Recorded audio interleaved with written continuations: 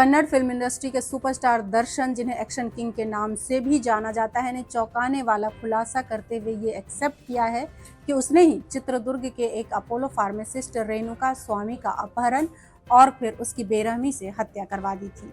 बता दें कि इस बात को अब उसने गिरफ्तारी के बाद पुलिस के सामने कबूल कर लिया है। एक बात और आपको बता दूं कि जिस रेणुका स्वामी की हत्या दर्शन ने करवाई थी, वो दर्शन का बहुत बड़ा फैन था। ये मामला पिछले कुछ समय से हेडलाइंस में बना हुआ है, तो संभव है कि आप इस पूरे मामले से अवगत हों।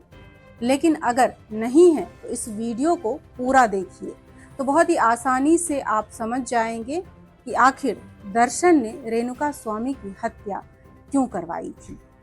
इस मामले की शुरुआत हुई थी 9 जून 2024 को, जब रेणुका स्वामी का शव बेंगलुरु के एक गंदे नाले में मिला। पुलिस उसके मौत के पीछे की वजहों को ढूंढने में जुट गई और एक एक कर इस मौत के रहस्य से पर्दा उठता चला गया। मौत के पीछे नाम आया कन्नड़ सुपरस्टार दर्शन और पवित्रा गौड़ा का। बता दें कि इस हत्या के पीछे की मेन वजह है ये पवित्रा गौड़ा, जो पिछले कई सालों से दर्शन के साथ रह रही थी। दरअसल पवित्रा गौड़ा और दर्शन रिलेशनशिप में है और दर्शन की पहले ही विजय लक्ष्मी से शादी हो रखी है, लेकिन वो ज्यादा करके पवित्रा गौड़ा के साथ ही नजर आते रहे हैं।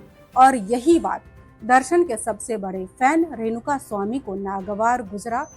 उसने ये बर्दाश्त नहीं कर पा रहा था कि उसका चहेता सुपरस्टार अपनी पत्नी को धोखा दे। इसलिए उसने सोशल मीडिया पर एक फेक अकाउंट बनाया और पवित्रा गौड़ा को आपत्तिजनक मैसेज करने की उसने शुरुआत कर दी। एक बार उसने पवित्रा गौड़ा को मैसेज में ये लिख दिया कि आखिर दर्शन सर तुम्हारे साथ ट्रेवल क्यों नहीं कर रहे हैं, वो तो अक्सर अपनी पत्नी विजय लक्ष्मी के साथ नजर आते हैं। पवित्रा को रेणुका का इस तरह से आपत्तिजनक मैसेज करना बार बार पसंद नहीं आ रहा था। उसने दर्शन को ये सारी बातें बता दी और उसे इस बात के लिए भी उकसाया कि वो रेणुका को सबक सिखाए। बस क्या था, फिल्मों का सुपरस्टार दर्शन रियल लाइफ में विलन बन गया और उसने क्या किया फिर कि अपने लोगों को रेणुका को पकड़ने के लिए काम पर लगा दिया। उन लोगों ने जब दर्शन के अकाउंट की जांच की तो पता चल गया कि वो बेंगलुरु से करीब 200 किलोमीटर दूर चित्रदुर्ग का रहने वाला है। इसके बाद दर्शन ने चित्रदुर्ग में ही रहने वाले राघवेंद्र को ये काम सौंपा कि वो रेणुका का अपहरण करे। बस क्या था, राघवेंद्र ने रेणुका को 8 जून को अगवा कर लिया और 9 जून को उसकी लाश मिली। जांच में पता चला कि रेणुका स्वामी को सुपरस्टार दर्शन, पवित्रा और उनके गुर्गों ने मिलकर इतना टॉर्चर किया था कि उसकी जान चली गई। पोस्टमार्टम रिपोर्ट में खुलासा हुआ कि उसके साथ बहुत ज्यादा मारपीट की गई थी। खुद दर्शन ने पवित्रा के सामने उसे बेल्ट से बुरी तरीके से पीटा था। पिटाई करने के बाद दर्शन वहां से चला गया और अपने गुर्गों को हुक्म दे दिया कि उसकी हत्या कर दी जाए।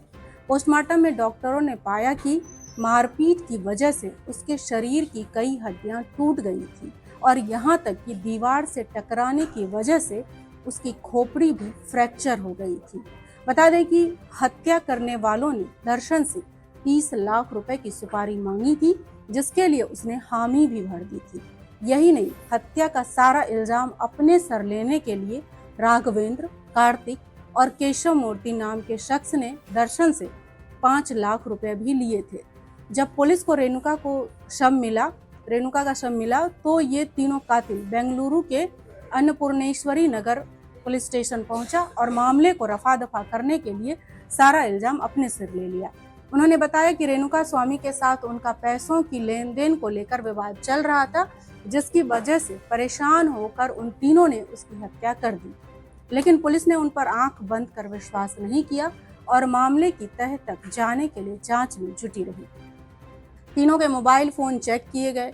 पता चला कि तीनों ने कई बार सुपरस्टार दर्शन से फोन पर बात किया था। यहाँ तक कई लोकेशन पर जब दर्शन से उनकी बात हुई थी तो वो तीनों एक जगह पर एक साथ मौजूद था। बस क्या था, पुलिस को दर्शन पर शक हुआ और वो जांच के घेरे में आ गया और देखते ही देखते सारा मामला साफ हो गया। अब तो दर्शन ने अपना जुर्म कबूल कर लिया है।